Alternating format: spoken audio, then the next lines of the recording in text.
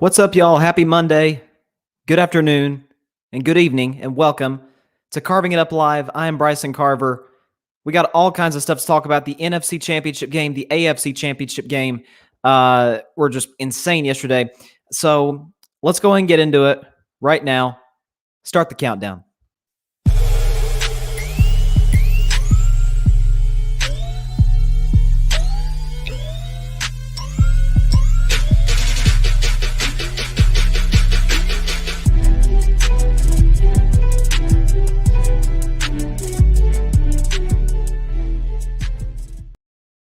It's that time, y'all. We got a Super Bowl matchup. Tampa Bay Buccaneers, Kansas City Chiefs. And before I get into any of that, I will say before the season started, I did pick this Super Bowl matchup, so I will give myself a little bit of credit there. But we got a lot to talk about today. Like I said, I'm going to talk about Tom Brady in just a second. Obviously, you had the Green Bay Packers with some issues situationally with Matt LaFleur. I'll discuss that a little later on as well. And Aaron Rodgers, he hinted possibly at leaving Green Bay. Now, is that the case? Is that going to happen? I'll discuss that later on in the show, as well as the great legacy of Kobe Bryant and his daughter Gigi Bryant, who tragically passed away in a helicopter accident a year ago tomorrow. So we'll get into that at the end of the show. But let's talk about the great Tom Brady. Tom Brady, say this out loud. He's going to his 10th Super Bowl. It's never been done before. Matter of fact, Tom Brady is going after his 11th ring. Or excuse me, his 7th ring, I should say. His 7th ring. No player in NFL history has even played in 7 Super Bowls. Okay? No player in NFL history has ever played in 7 Super Bowls. He's going after a 7th ring in his 10th Super Bowl. It's unbelievable. It's amazing. And when you talk about it, you see how some of the great quarterbacks have aged. You see Phillip Rivers. He just retired, right? Looked really limited at the end of the year with the Colts.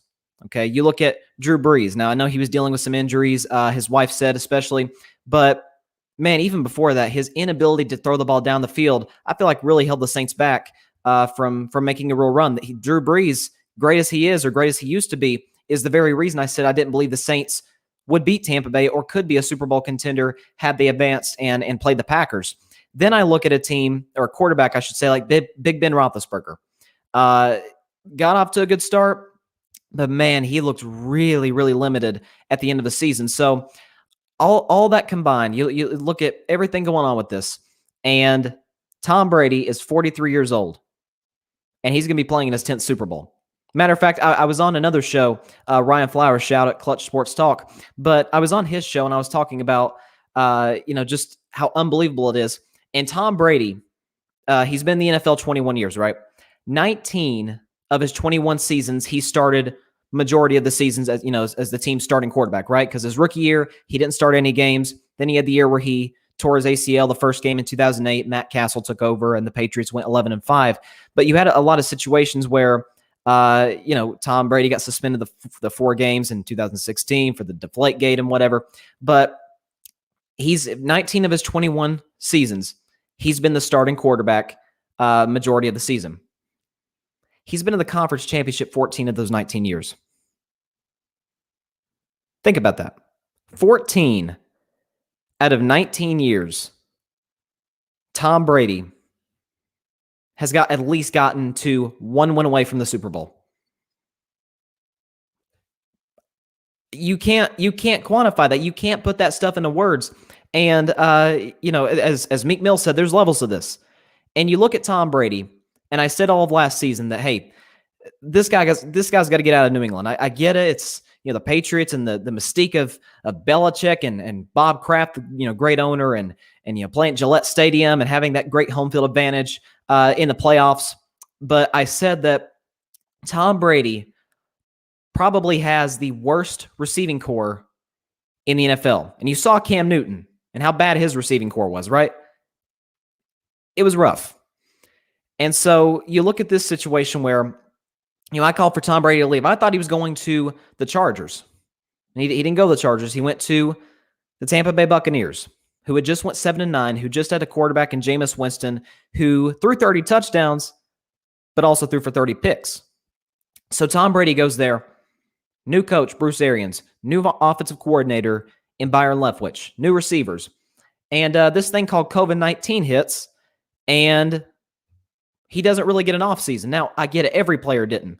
But we're talking about a 43-year-old quarterback who, for the previous 2 decades, have been in the same system.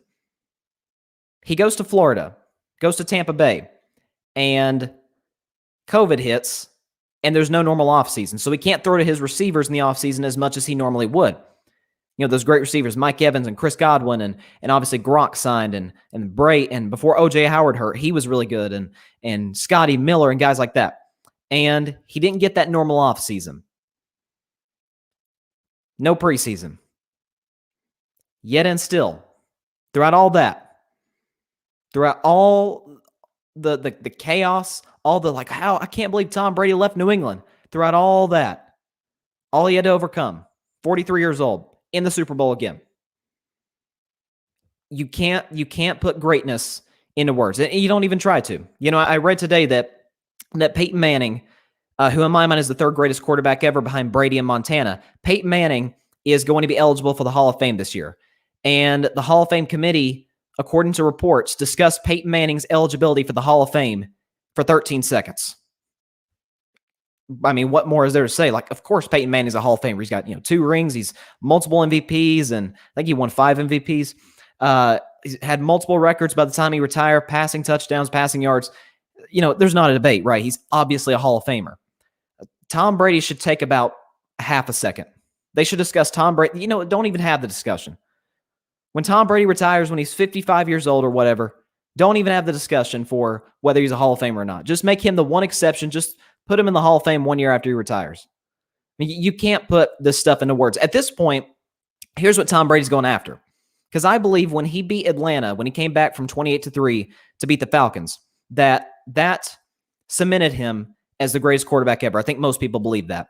Then once he got, although he didn't play that well in that Super Bowl against the Rams, once he got that 6th Super Bowl, that cemented him as the greatest NFL player ever, because he's got all these accolades, the 4 MVPs and the 6 rings, and he's threatening Breeze and Peyton at that time, passing yards, passing touchdowns, and he's far and away the leader in postseason wins. And this year, because he's got greatest quarterback ever down, nobody debate that. He's got greatest NFL player down. I don't think anybody would debate that either. At this point, he's chasing greatest American athlete ever. I mean, think about that. A 6th-round pick out of Michigan, pick 199, 21 years later, could be one win away from becoming the greatest American athlete ever. We acknowledge a lot of people. Michael Jordan probably more than anybody, right? Michael Jordan's the GOAT in basketball, of course. Brady's the GOAT in the NFL. But he would surpass Jordan in rings. I think they would be equal in MVPs, if I remember correctly. And I get while Jordan went undefeated in those finals, but think about Joe Montana. Joe Montana went to 4 Super Bowls, right? Went 4-0, won all 4. But once Brady passed him in rings, it was like, okay, by that time, Tom Brady had been to 7 Super Bowls and won 5. It's like, okay, we got to put him ahead of Montana. And now, 10 Super Bowls appearances. It'll be 10 Super Bowl appearances 13 days from now. And he's going to go down as possibly the greatest American athlete ever, and is still playing great at the age of 43. It's unbelievable. You can't put it into words. So there was another game last night, AFC Championship game. Defending champion Kansas City Chiefs taking on the Buffalo Bills. I said for about a month that I believe Buffalo was Kansas City's biggest threat to, obviously stop them from going to the Super Bowl. But I compared the Kansas City Chiefs for right before the playoffs started. I compared them to the 2018 Golden State Warriors. Now, I'm a Warriors fan. You can't see, but I'm wearing my Warriors hoodie. And Kansas City reminded me of 2018 Golden State. Here's why. So the 2017 Warriors, right? That was the first year with Kevin Durant, and they were just, so dominant. It was ridiculous, right? I mean, they'd be down 5 and then be up 25 by the end of a quarter. I mean, it would be insane. The Steph Curry and Klay Thompson and Draymond wreaking havoc on defense and KD doing his thing, dropping 30 in his sleep. a great bench. Livingston and Iguodala and David West and JaVale McGee. Like, it's a great coach and Steve Kerr. It was just, I hate to use this word in sports, but it was unfair. And last year, now Kansas City wasn't as dominant last year as Golden State was, the first year with Kevin Durant, obviously. The Chiefs went 12-4. They didn't go, 15-1. But they got off to, I believe, a 7-4 start. Then they reeled off 5 straight wins. So they momentum going into the playoffs. Okay, they go on. I get they trailed in all their games, in all their postseason games by at least double digits, but it didn't matter. You have Patrick Mahomes, you have Andy Reid, Tyreek Hill, and Travis Kelce, and Sammy Watkins, and Mecole Hardman. It's insane, right? And so, and by the way, you have a great running game. So that Kansas City, added that this year, a great running game to an already unbelievable offense. And so you look at this situation where the Chiefs go into this season as the Super Bowl champs.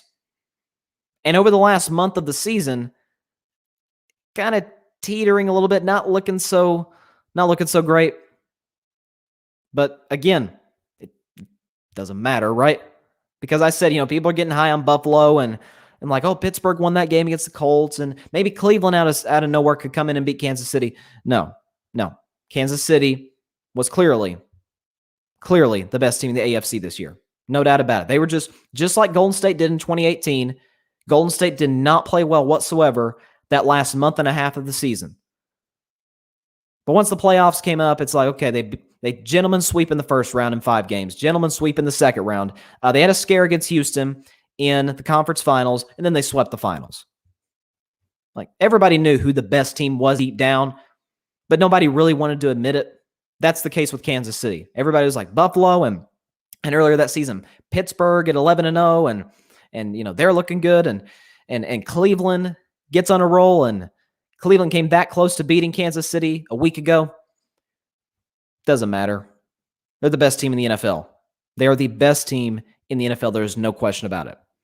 And you look at the situation where they're down 9-0, and Mecole Hardman muffs the punt. Buffalo recovers it. Next play, they score a touchdown, and from that moment on, I've heard this a lot in the media, but it's true. It's factually true. It's unbelievable. The Chiefs went on a 38-6 run over the next 2.5 quarters. There's nothing you could do to stop that. Something else I was saying last night when I was on the other show, Clutch Sports Talk, is that when you combine the best quarterback, the best offensive coach, Patrick Mahomes, best quarterback, Andy Reid, best offensive coach, fastest receiver in Tyreek Hill, best tight end in Travis Kelce, who, by the way, had he not sat out in week 17 against the Chargers because the Chiefs had nothing to play for, had he not sat out, he had the possibility of leading the league in receiving as a tight end. It's again, a word I'll use again, it's unfair. It's amazing how, this much talent together could be this dominant, right? In the NFL. You could see this in college. Alabama this year was just, they had the great running back, the great college quarterback. They had the Heisman Trophy winner as a receiver, Devontae Smith, and other guys contributing, and a great defense. It was just like, it's hard to beat. You can see teams dominating like this in college. We've seen this, especially in the Big 12, right? Which is, where Patrick Mahomes came from. Like he played Patrick Mahomes a few years ago, Texas Tech versus Oklahoma. Patrick Mahomes played Baker Mayfield, I should say. And the final score was like 73-66 or something insane. Mahomes threw for like 800 yards, crazy. But we see that in college football all the time. But you don't see this. You only see it ever so often, every, 15 years or so, right? You saw it with the greatest show on turf, who only won 1 Super Bowl, by the way. You saw it with the 2007 Patriots, that went 18-0 until they ran into the New York Giants with, defensively, Michael Strahan and Justin Tuck and Onyemara. I hope I'm saying his name right. But, some ballers on that defense, and, they got shut down. But we only see offenses like this that just run over people every so often. So I wouldn't say similar to Brady, enjoy it while you have it, but man, you're not just going to see this every year from other teams like you do with the Kansas City Chiefs. This is hard to replicate. It's hard to It's hard to get the best quarterback, the best offensive coach, the fastest receiver, and the best tight end on one squad, on one offense. By the way, again, you add a great running game. Kansas City ran for well over 100 yards. Then you add Sammy Watkins, who should be healthy 2 weeks from now for the Super Bowl, who can fly. Mecole Hardman, after he muffed the punt, he had the long play that got Kansas City in position to score. You got fast receivers, best quarterback arm in the league, among other things, obviously talent-wise with Patrick Mahomes. It's just insane. And Buffalo was overwhelmed. Buffalo is a great football team. Make no mistake about it. Josh Allen has some issues with decision-making. He takes some inexcusable sacks in games sometimes, but Buffalo's a great team. There's nothing they could have done to stop this Chiefs offense. Now, I think Sean McDermott's a great coach. I didn't like twice in the red zone selling for 3 points instead of, trying, especially at the end of the half. They're at the 2-yard line. Man, you're not going to beat Kansas City with field goals. I mean, you're just not. And so I wish they had gone for it there. Possibly could have made it a little more interesting, but Kansas City just looks, insane. They look literally unbeatable. So let me shift back to the Packers-Bucks game, NFC Championship game. And obviously there's a lot of things that people are talking about. I haven't seen the ratings from this game quite yet. I probably should have checked that. But you look at, this was the game that everybody was hyped up for, right? It's Aaron Rodgers versus Tom Brady in the playoffs. Like that's tough to beat right there. And you had multiple situations in this game where, there were some questionable calls. The one pass interference. I know Green Bay Packers fans were freaking out about this. I don't think I would have thrown the flag because they didn't call that. The rest of the game, or they didn't call that much in the game at all before that. I think there was like 5 penalties in the whole game. I don't think there was a single penalty in the first half. So, the refs, they let them play, which you'd rather that than it just be, yellow flags on the green carpet, right? On the gridiron. So I'd rather them let them play than just, throwing flags all over the place. So I didn't love the call, but if you watch the replay, that was clearly pass interference. He grabbed his jersey.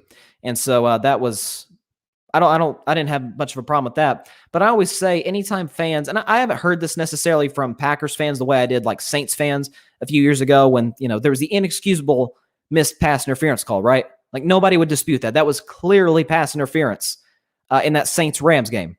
But the problem I had was Saints fans were talking about, well, that's the reason we lost the game. It was a small reason. It was a reason. It wasn't the reason. I mean, you'd be hard pressed to find a game where you find one reason, like literally that is the only reason you lost the game. If you lose, there's a lot of factors that go into losing a football game and losing a game in any sport.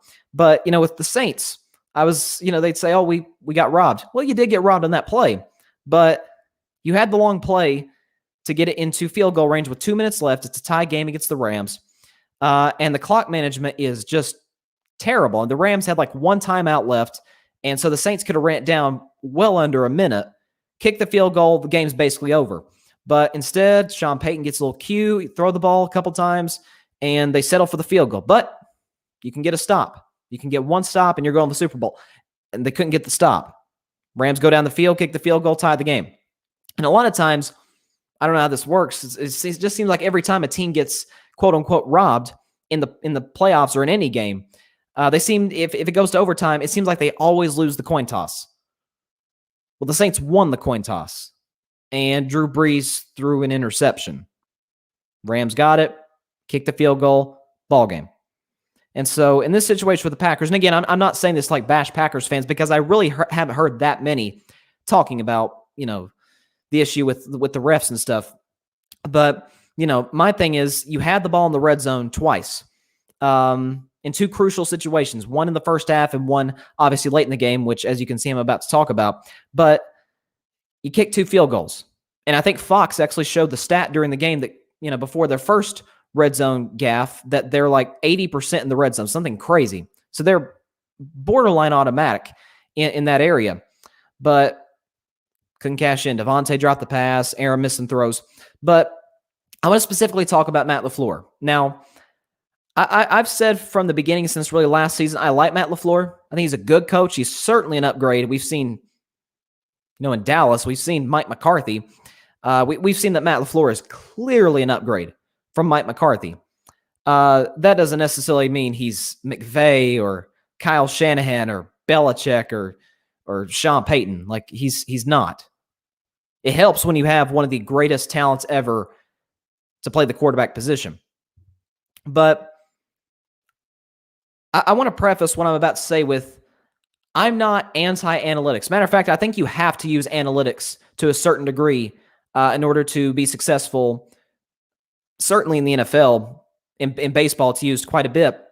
But I feel like when you get into playoff games, you're in tight, do-or-die playoff games, and you're scratching your head like, what should we do next? Should we listen to the analytics guys, or should I go with my gut? And Matt LaFleur, obviously, either listen to what the analytics guys told him previously. I don't know if they told him this before the game, some point in the season, I don't know. But that was clearly an analytics decision made right there by Matt LaFleur to be down 8. And I know, people are freaking out about Aaron Rodgers not running through that hole. I'm not 100% he would have scored because I think that was Devin White who was right there, who had a heck of a game. The whole Tampa Bay defense had a heck of a game.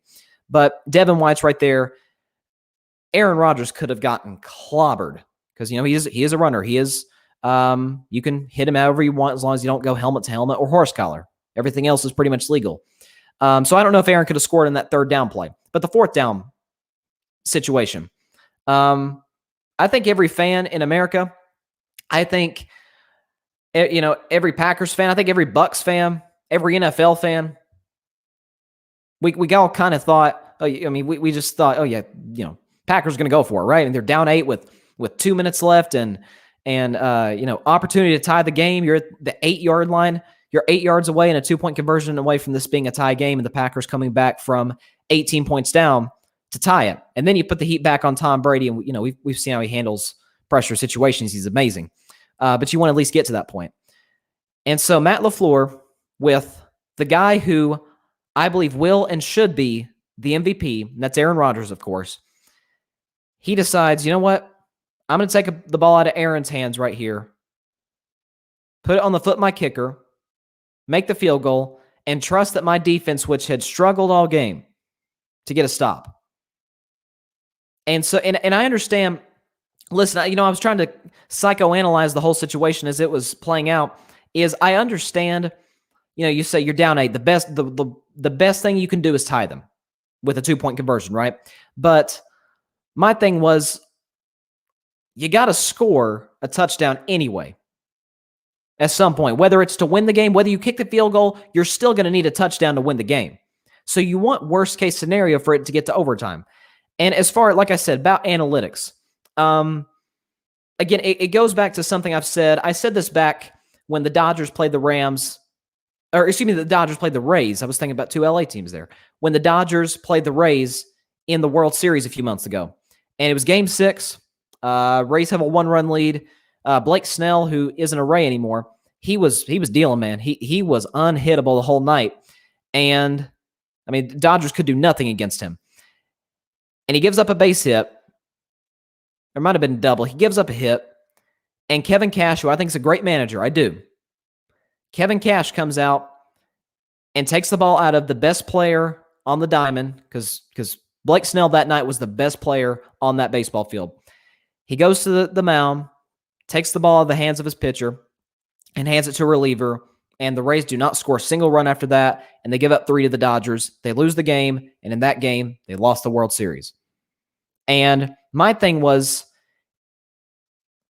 if you're relying on analytics, if you're in a situation where you're here or here, you don't know what decision to make, you're kind of weighing the options in your head. Think about this. Does the opposition want me to make one of these decisions? If they want you to make this decision A, you make this decision B. They don't want you to make that decision, right? It's common sense. The Bucs wanted Matt LaFleur to kick the field goal. If you asked, if you just stop the game, if there had been like a timeout, like a 2-minute timeout, and you asked every Tampa Bay Buccaneers fan and frankly every Tampa Bay Buccaneers player, would you rather them kick the field goal and hand it back to your offense where there's pressure, you don't want to give the ball back to Aaron Rodgers, but you can also run the clock out and you're going to the Super Bowl, or Aaron Rodgers gets one more play to try and tie the game before the 2-minute warning? You would have absolutely said, hey, please kick the field goal. I don't want to have to worry about Aaron Rodgers making another big play. I trust our offense. We've moved the ball well. We've ran the ball well. We can get a few first downs and ice this game out, right? And so that was obviously not going through Matt LaFleur's head. He kicks the field goal. Tampa Bay, who had ran the ball really well all night, you got not amazing, but they didn't run the ball seem like that much. But in those key clutch situations, they ran the ball well. And even before that, when Brady threw those 2 terrible interceptions, I don't know what Tom was thinking there. When he threw those 2 bad interceptions, Tampa Bay still went right down the field with a shot to get points. And, after that 3rd interception, they go right down the field again, get a field goal, which made it an 8-point game. And they get the ball back, get a few first downs, game over. Bucs are going to the Super Bowl and hosting the Super Bowl, which has never been done before. But on Matt LaFleur's part, I understand going in the direction of analytics. I get it. I understand. But if you're just in life, guys, if you're making a decision, you're weighing the 2 options. Okay, you're competing against somebody in anything. Sports, business, whatever, school. If you're weighing the options and you say, okay, does my opposition want me to make this decision? Oh, they do. So I'm going to make this decision. I don't want to give them some kind of opportunity to take advantage of my mistake, which is totally on me. And that mistake was on Matt LaFleur, 100%. So, like I said, we had some unbelievable games yesterday, guys. I mean, you had a close game between 2 of the, in my mind, 7 greatest quarterbacks ever. Obviously, Tom's the GOAT. Aaron's about 6 or 7 in my mind. And then you had last night just greatness on display with the Kansas City Chiefs, who look to be poised to be the next NFL dynasty. Now, as far as the Super Bowl, we're 2 weeks out from that. Okay, I've got, I've got about 6 shows, before Super Bowl 55. So I'm not predicting nothing yet. Now, before the season, if I'm being honest, I did pick Tampa Bay to beat Kansas City in Super Bowl 55. Before the year started, I said they'd host the Super Bowl. They beat the Kansas City Chiefs. And also, I will say this as well. The Bucs went 11-5. I predicted that before the season. They did not win the NFC South. I predicted that as well. They won a road wild card game, predicted that. Won a road divisional game in New Orleans, which I predicted. And won the NFC Championship game on the road, which I also predicted. So, I might as well continue to ride with what's working. I'm 10-2 prediction wise in the playoffs, and hopefully I can finish this thing 11-2. So, like I said, just a lot of craziness going on, right? And Aaron Rodgers was talking after the game about his future in Green Bay, and he said a lot of people's future in Green Bay is in question, including mine. Okay. So let me defend Aaron Rodgers on this. I thought Aaron outplayed Tom Brady yesterday. As great, Tom was amazing in the first half. But Aaron, if you look at totality, Aaron had a better completion percentage, same amount of touchdown passes, but 2 fewer picks. Had a way better way better quarterback or passer rating, and threw for more yards. He was the better quarterback on the field. Now, he wasn't perfect. I thought, to me, the thing that not enough people have talked about is when Tom throws those 2 interceptions, and that Tampa Bay defense steps up and forces back-to-back 3-and-outs. After, again, the first interception, it was a touch high off of Evans' fingertips. Tom's going to make a better throw than that. You could argue, well, Evans should have, caught it maybe off the deflection. Tom's got to hit that throw better. He knows that. He's certainly capable of hitting those throws. The second throw was just, It was bad on the part of Brady and Leonard Fournette. Leonard Fournette completely misses the block. I believe it was on Preston Smith, who was coming off the edge. And Tom just flings it up in the direction of, I think, Mike Evans. And Jair Alexander, who is an amazing corner. In my mind, he's the second best corner in football behind Jalen Ramsey. He goes up, 2 straight interceptions. And both of those picks, when it feels like, oh boy, Green Bay's got all the momentum. Tampa Bay, 3 and out, 3 and out. That's championship football right there. And really all postseason long, I feel like the Bucs have had a great run defensively. They certainly weren't perfect against Washington in the wild card game against Taylor Heineke, the third or fourth string quarterback. But they made the plays they had to win the game. Last week against the Saints, they forced 4 turnovers, and I believe that was the biggest reason the Bucs won last week. This week, I think just across the board is complimentary football because Tampa Bay did what they had to do on offense. Again, Brady threw 3 picks. 2 of them were on him. Like 2 of them those last 2 were 100% on Tom Brady. And still the Bucs scored 31. The play before the half, I mean, you go for it on 4th down, and then basically a play later, 6 seconds left, and I'm thinking, they're just going to try and get one out of bounds, stop the clock, kick a field goal before halftime. And instead, Tom Brady drops back, and it was terrible coverage by Kevin King. I don't know what Kevin King was thinking on this play, but Tom just throws a beauty to Scotty Miller down the left sideline for the touchdown before the half to put Tampa Bay up by 2 scores going into the locker room going into halftime. But I just thought that was huge. And then defensively, again, I talked about the 3 and outs. They did force 2 turnovers. The Aaron Jones fumble and the Aaron Rodgers interception, which set up the long touchdown I just talked about to Scotty Miller before the half. But Aaron Rodgers, like I said, he outplayed Tom Brady yesterday. Great as Tom is, he's the GOAT. I love Tom Brady, but Aaron Rodgers outplayed him yesterday. But this is not the first time in the last year that we've heard Aaron Rodgers hint at a possible retirement. This is not the first time. And so I look at this and I say, he must be really intent on leaving. I think at this point, he's got something to prove to Green Bay because in his career, and I talked about this on Friday's podcast, is that of all the 4 quarterbacks, of any player in the National Football League that played yesterday in either the AFC or the NFC Championship game, Aaron Rodgers had by far the most pressure, especially other quarterbacks. Patrick Mahomes, had he lost yesterday, I'd be like, he's still amazing. He's still great. Kansas City's going to be back next year. Josh Allen, look at the leap he made year 1 to year 2 and year 2 to year 3. It's like he's going to keep getting better and better. Tom Brady, he's got 6 rings. He's a 43-year-old quarterback who got the Tampa Bay Buccaneers to the NFC Championship game. But Aaron Rodgers, with a loss, which of course they did lose yesterday, he's now 1-4 in NFC Championship games. Now, obviously, the first one they won at Chicago. The second one that Aaron played in was in Seattle. And I will defend Aaron on that game because Green Bay special teams and defense, that was the all-time choke job. That was the all-time choke job. Because, Aaron's on a bad calf. That they don't convert in the red zone. I get it. But you have a 19-7 lead with just over 2 minutes left. Seattle only has 1 timeout. Seattle scores the touchdown.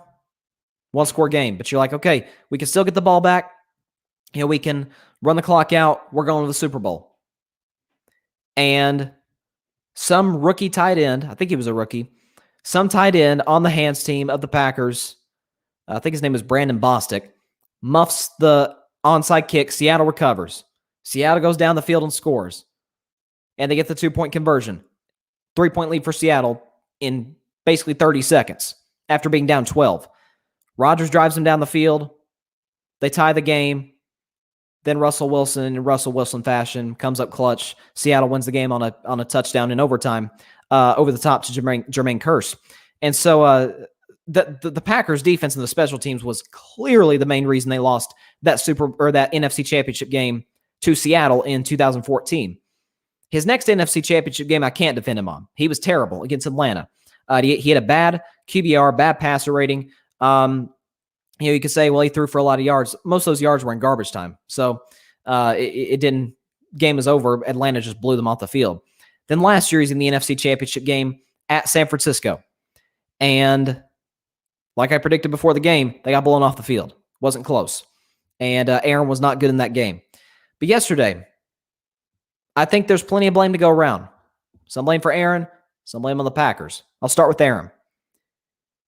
I said on Friday, the reason he's got the most pressure, and I detailed it a little bit with the other quarterbacks, but Aaron Rodgers for years, especially this year, he's like, man, it would mean a lot to get the number one seed, to get home field advantage, and to get the NFC Championship game in Lambeau Field. Because up until yesterday, Aaron Rodgers had never played an NFC Championship game at Lambeau Field. And so he gets that opportunity. He, and by the way, he gets an upgraded coach. He wanted for years. He couldn't stand Mike McCarthy. And so we're like, okay, we'll get you an upgrade from Mike McCarthy, Matt LaFleur. And again, Matt LaFleur isn't Sean McVay or Kyle Shanahan or Andy Reid. He's a good coach, but he's still an upgrade from Mike McCarthy. So they get an upgraded coach. Then for years, he's like, man, my defense is terrible. Okay, we get you an upgrade on defense. We'll go after guys in free agency, go after guys in the draft, stock up on defensive players. So their defense was better this year than it had been in years past. And oh, by the way, who saw this coming? But the Packers played a warm weather team in 25-degree weather. And so they got that bonus almost. And yet and still they weren't able to pull it out. And again, Aaron wasn't perfect. He wasn't. He threw the interception that ended up costing Green Bay 7 points, and they lost by 8. So obviously that was a pivotal point in that game yesterday.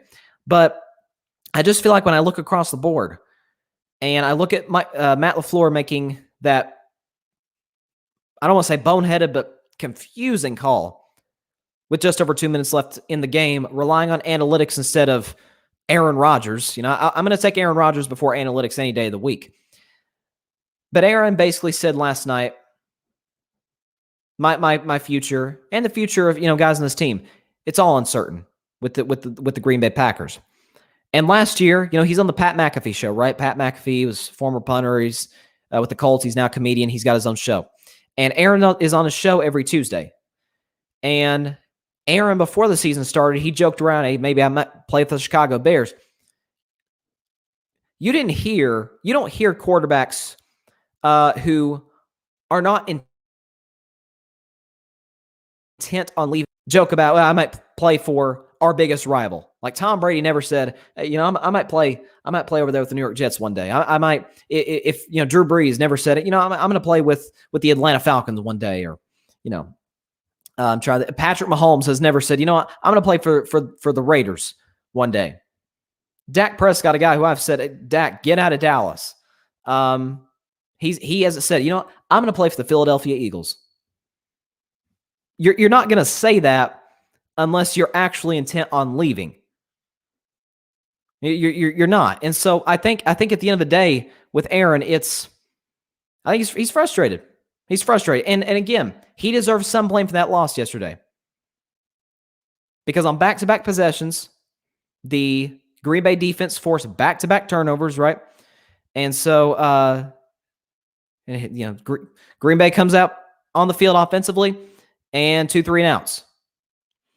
And I thought, I didn't understand this. It seemed like after that one possession where, they went down the field and got in the red zone, got to like the 5-yard line, I think, and Devontae Adams drops the touchdown, and then Aaron misses him. It was bad timing on Aaron's part, misses Adams in the end zone on 3rd and goal.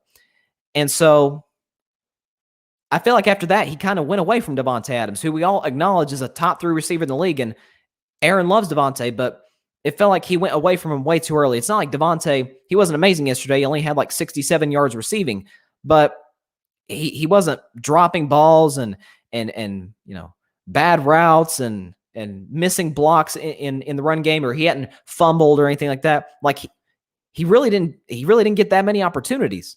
And so I feel like Aaron kind of bailed on him too early. And so he deserves blame. But on the other end with the Packers, again, you got to say this out loud. The one Super Bowl Aaron Rodgers won, The one Super Bowl Aaron Rodgers won, that was the only time in his career he had a top 10 defense. Give Aaron Rodgers a great defense. Like they're seem like they're a great defense away from being, amazing. But again, he deserves blame, but the Packers deserve blame as well. But no, I do not believe Aaron Rodgers will finish his career in Green Bay, because I think them drafting Jordan Love last year in the first round, better yet, trading up to get Jordan Love in the first round last year, I think that was the straw that broke the camel's back, and that was pretty much it from that point on. And so I think Aaron's going to be a Packer next year. I don't think he's going to do what Deshaun Watson's doing right now, which I totally agree with Deshaun. I've said that many times on the show. I don't think Aaron's going to try and do what Deshaun's doing this year, but possibly next year. If Green Bay, say they get to the NFC Championship again next year, which is highly possible because they have Aaron Rodgers, of course. If they get to the NFC Championship game and Packers score 31, but, the opposition scores 35 or 38 or 42, he's like, he might be like, okay, I've asked y'all for a decade to give me a great defense, and you haven't done it. The front office hasn't done it. The coach is making questionable calls, right? And so I think it's highly possible Aaron leaves Green Bay next year. Not this year, but next year. Boy, Chicago would like to have him though, right? After him tormenting them for all those years. But again, we had some amazing football yesterday. I also just read a few minutes ago in the NBA that Chris Paul and the Players Association are trying to get the All-Star game back because Adam Silver said before the season, due to COVID and everything, we're not going to have the All-Star game. And so I was like, okay, I understand that. It's, it's going to suck to not have an All-Star game, but I understand it. But apparently the Players Association is fighting back and saying, hey, we could use the All-Star game for revenue, and also, who doesn't like playing in the All-Star game? Like if you're named an All-Star, you want to play in the game, right? And so, yeah, I like it, and we'll see how that story develops, and very likely I'll discuss that in the show to continue, to be continued. So, today's obviously it's January 25th, year ago tomorrow. Will be the 1-year anniversary that we lost Kobe Bryant, his daughter Gigi Bryant, and 7 others in a tragic helicopter crash. And let me pull up. Let me go. I should have had it ready, but let me go and pull up because I want to honor her wishes. Obviously, Vanessa Bryant, the widow of Kobe Bryant, and I'm sure that the rest of the media will as well, and the rest of everybody. But Vanessa said recently, I guess I can't find it here apparently. Oh, well. Oh, here we go. So Vanessa Bryant, not too long ago, this was posted on January 16th. She said, "Dear media, please be considerate when airing or posting remembrance footage. We ask that you do not air photos of the wreckage, helicopter in the air, or accident scene. We do not want to see it. Our year has been traumatic enough. You have thousands of photos and videos you can show, besides footage of January 26, 2020. We hope videos of remembrance are done in a classy and tasteful manner that is respectful of all our losses. Thank you." And she put the heart emoji at the end. So in respect to Vanessa's wishes, let's discuss the legacy of Kobe Bryant. And let's discuss, and it just kicks you in the stomach to say this about a 13-year-old, but the legacy of Gigi as well. And obviously, everybody knows Kobe Bryant, right? In my mind, the 4th greatest basketball player of all time. I believe Jordan's 1, LeBron's 2. I put Kareem at 3, and Kobe Bryant as the 4th greatest player of all time. We all remember a few days ago was actually the anniversary of his 81-point game against the Toronto Raptors. And in one of my favorite Kobe stories ever, we talk about the Mamba mentality, right? It was, he was the ultimate. You want to talk about killer will? Kobe Bryant was killer will on steroids. It was unbelievable. But they played a game. The Lakers played a game that season, the season where Kobe scored 81 points. They're playing the Mavericks early January or late December. And Kobe has 65 points in 3 quarters. And after the 3rd quarter ends, they go in the 4th quarter, and the Lakers are just blowing out the Mavericks. The game's over. And, it's garbage time. And Phil Jackson, or excuse me, I think Brian Shaw is the name of the assistant coach that asked Kobe. He said, hey, you want to go back in the game, see if you can, maybe get 80, 70, 80. And Kobe said, nah, I'll get it another time. And sure enough, went back out in the court a few weeks later, dropped 81 points in the Toronto Raptors. We all know, obviously, before that, he was teammates with Shaquille O'Neal, a duo which I consider the greatest duo in the history of basketball. I mean, and we've seen this in the past with great NBA duos, but that one was literally unstoppable, and they pretty much defeated themselves because you got Shaq, who in Shaq's prime was the most dominant player in NBA history. Then you have Kobe, who's one of the best scorers in the game and one of the best scorers ever. You put those two together, and it's like, what are you going to do? You had guys like Derek Fisher and I'm trying. Oh my gosh, his name. Oh my gosh, I can't remember the guy's name. Rick Fox as well. They had some really good bench players, Tyronn Lue, and then you have Phil Jackson as the head coach. It's like that's stuff to beat. Phil Jackson, the greatest coach of all time, and so you look at them, and they won 3 straight championships. They're the last team to three-peat. The Heat threatened it in 2014 to three-peat. Golden State threatened to three-peat in 2019, but both came up short. And so the Lakers are the most recent team, the last team to win 3 straight NBA championships and three-peat, of course. But the 4th straight finals, the Lakers almost four-peated, but then they ran into the Pistons, and at that point, Shaq and Kobe's relationship at that point in 2004 was beyond repair. And so they trade Shaq to the Heat. And Shaq wins a ring in 2006, 2 years later after they split. 2 years later, Shaq wins a championship with Dwayne Wade with the Miami Heat. And it's like, oh, Shaq won that breakup. And Kobe, a few years after that, he's like, man, I'm scoring 30 points a game in my sleep, but we're getting bounced in the first round every year. I need help. I'm not asking for Shaq. I'm not asking for like a top 3 player, but could you get me somebody? And lo and behold, 2007, 2008 season, they trade for Pau Gasol, one of the best big men in the game. And they get Pau Gasol. Lo and behold, Lakers get to the finals in 2008. They lose to Boston. And then in 2009, they beat Orlando in the finals in 5 games, gentleman's sweep. And then the finals after that, they played the Celtics, and Kobe wins his 5th championship, eclipsing Shaq, because Shaq won 4 titles in his career. Kobe won 5. And then after that, Kobe still scored a lot of points, but the Lakers were really never in contention from that point forward, and Kobe dealt with injuries. Of course, the Achilles tear, which I want to discuss as well. He tears his Achilles against Golden State late in that season. You could tell his heel had been bothering him the whole game, but he comes in. I think he might have scored 35 in that game, if I remember correctly. But he comes in that game. He's driving to the basket, and then his Achilles just gives out. It tears. And I've heard people who have torn their Achilles say it is one of the most painful injuries you could ever suffer. And of course, Kobe was in pain. But Kobe talked about it a few years ago with like a motivational speaker.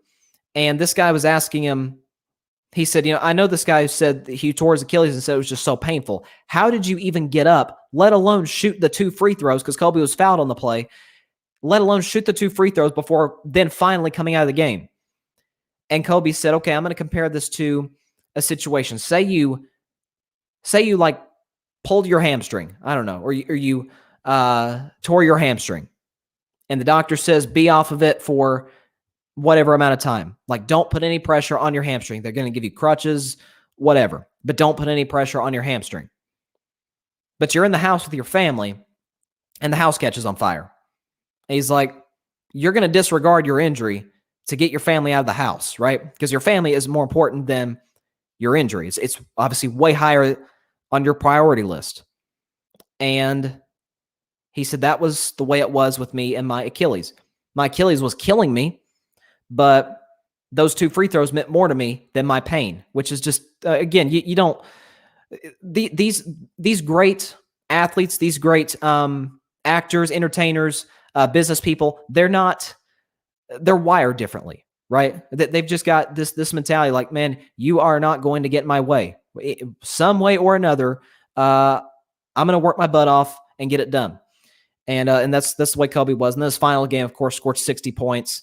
He's exhausted at the end of that game, but he didn't miss a shot over the last 3 minutes or something like that, and went out with 60. But Kobe's his career post basketball. Obviously, he passed away last year at the age of 41. He only got to enjoy about 3.5 years of retirement, tragically. But his post-retirement career might have been the greatest of any player ever. Obviously, LeBron's going to have an amazing post-retirement career whenever he retires, whenever that may be. And certainly LeBron's amazing. So I'm not suggesting he's going to retire soon. But LeBron's going to have a great post-playing career whenever that comes about. You've had guys like Kareem, who's had a great post-playing career. Jordan, obviously. But Kobe, he never stopped working. He was always working at something. He's always looking to get better at something. And all of that culminated in, he directs and I think produces a short film called Dear Basketball. And if you haven't seen it, guys, you need to go online on YouTube as soon as this live stream is over and watch Dear Basketball. Before Kobe even passed, I watched it, and I'm telling you, it runs chills down your spine. It's amazing. And it culminates in he directs and produces Dear Basketball, and for that, Kobe Bryant won an Oscar. Think about that. I mean, how long did it take Spike Lee, the great Spike Lee, one of the best directors in the world? How long did it take Spike Lee to win an Oscar? 20, 30 years, something like that? How long did it take Leonardo DiCaprio, one of, if not the best actors in Hollywood, to win an Oscar? And Kobe Bryant, on his first try, disregarded this shut up and dribble narrative and wins an Oscar. Not only that, he had the Mamba Academy, which of course his daughter Gigi played in. And I'll talk about Gigi for just a second here. So her dad was on Jimmy Kimmel's show a few years ago, and Jimmy was asking him about Gianna. Her name is Gianna. Of course she went by Gigi, but he was asking Kobe about Gigi, and Kobe was talking about her. He said, man, she loves basketball. She works her butt off, and to get better every day. And Kimmel says, have you guys ever thought about, you and Vanessa ever thought about having a boy? And Kobe said at the time, he said, well, we'll see what happens. He said, but we've had people go down past us in the street and say, hey, you and V got to have a boy. You got to carry on the tradition. And Gigi will look at him and say, I got this. And so that's why it just breaks your heart even more that she never got the opportunity, to carry on that legacy of Kobe Bryant. But anybody that knew Kobe and Gigi, and certainly I never got the opportunity to know either, but anybody that was close with them, say Rob Pelinka, who was Kobe's agent, he's the general manager of the Lakers now. And, he and a lot of other people who knew Kobe and Gigi said she was just like him. She looked like him. Her game, the way she played basketball was similar to her dad. Her work ethic was amazing. And, Michael Jordan spoke at Kobe and Gigi's memorial about a month after they passed. And he was saying Kobe was texting me and saying, hey, could you give me tips on how to teach my daughter how to shoot the fadeaway? He said, when did you start shooting the fadeaway? Jordan was the king of the fadeaway. He was the greatest fadeaway shot hitter ever. And of course, Kobe was amazing at it too. He was top 3 or 4. And Kobe asked Jordan, he said, hey, how can I give her pointers on how to shoot this fadeaway? When do you start shooting it? He said, I don't know. When I was 15 years old, I was playing baseball when I was 11, 12. I wasn't working on the fadeaway. And Gigi at 11, 12 years old, she's like, I want to develop a fadeaway. I want to get better at the game I love. And it's just, again, tomorrow it's going to be 1 year since that terrible day. And I'm telling you, it still don't feel real, guys.